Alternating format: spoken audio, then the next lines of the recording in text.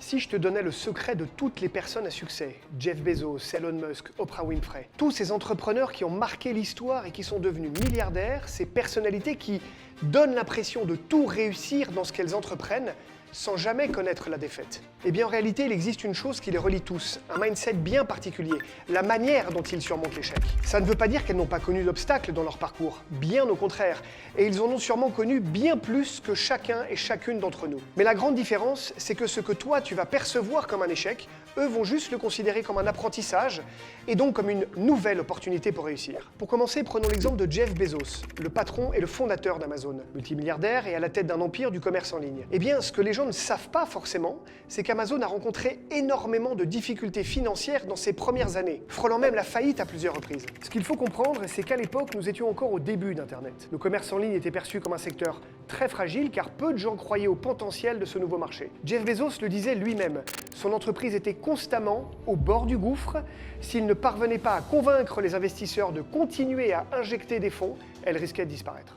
There's no guarantee that Amazon.com can be a successful company. La situation devient même encore plus critique dans les années 2000, avec le phénomène de l'explosion de la bulle Internet qui a fait couler de nombreuses startups technologiques. Amazon, à ce moment-là, a connu une chute brutale. Voyant le cours de ses actions chuter de plus de 90%, Amazon ne pouvait survivre. Et c'est à ce moment précis que la notion d'échec intervient. Là où une majorité de personnes auraient abandonné, Jeff Bezos, lui, il a fait preuve de résilience et s'est servi de tous ces obstacles pour prendre des décisions radicales.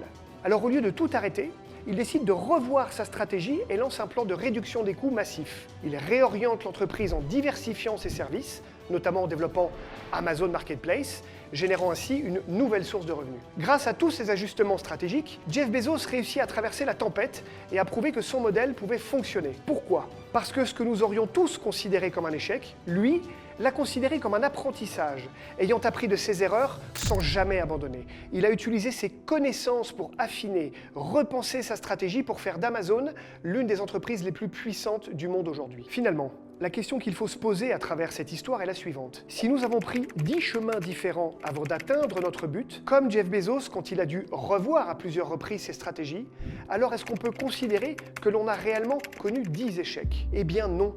Ce que les gens vont mettre en lumière, c'est la réussite, c'est ta réussite, c'est la leur, sans même connaître le processus lié à ce succès. Imaginons qu'à force d'enfoncer des portes et de prendre des chemins différents, notre objectif initial, non atteint, se transforme en un nouvel objectif encore plus ambitieux que celui qu'on avait imaginé au départ. Prenons l'exemple d'Oprah Winfrey.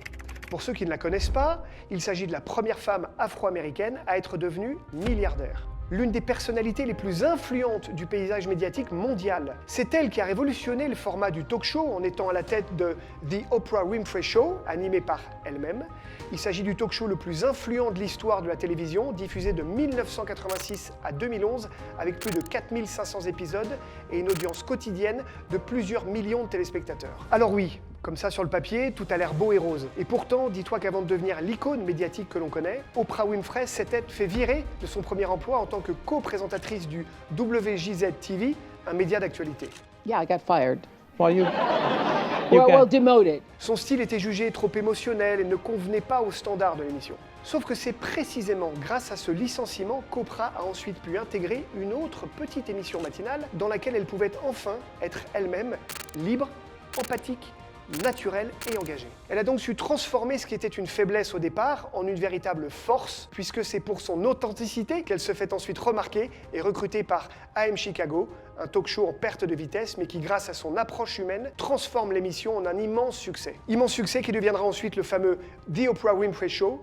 En résumé, si Oprah n'avait pas été virée de son premier job, elle serait peut-être restée journaliste d'info, ce qui était son objectif initial, rappelons-le. Mais elle a réussi à transformer cet échec pour viser encore plus grand et peut-être bien plus que ce qu'elle avait imaginé au départ. Alors je te pose la question, si on prend son point de départ et qu'on observe là où elle en est arrivée, peut-on vraiment considérer ça comme un échec ? Il existe également un autre aspect commun à tous ces entrepreneurs, c'est qu'ils ont tous tenté à un moment donné. Alors ça peut paraître logique dit comme ça, mais il faut bien se dire une chose.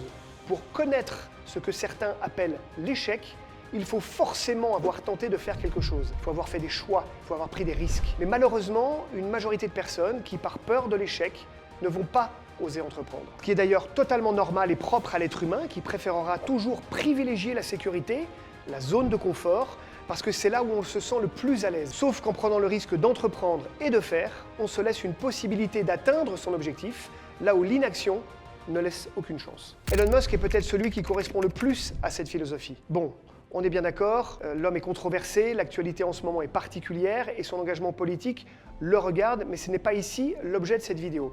L'idée ici, c'est vraiment d'étudier l'homme en tant qu'entrepreneur et de risk-taker. Mais maintenant, analysons son parcours entrepreneurial qui est une démonstration parfaite que le seul échec, c'est de ne pas essayer. Musk a constamment pris des risques en explorant des domaines nouveaux et incertains, sans jamais craindre l'échec. Il tente ce que personne n'ose faire. Il a investi sa fortune personnelle dans Tesla et dans SpaceX, alors que ses projets étaient jugés impossibles. Il a échoué, puis recommencé. SpaceX a connu 3 échecs successifs de lancement de fusées avant de réussir. Mais il a persisté et le 4e essai a été une réussite, sauvant l'entreprise. Il ne cesse jamais d'innover.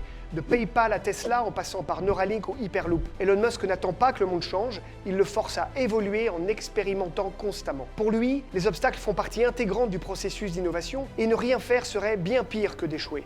D'ailleurs, lui-même disait cette phrase, « L'échec est une option ici. Si les choses ne tombent jamais en panne, c'est que vous n'innovez pas assez. » Failure must be an option.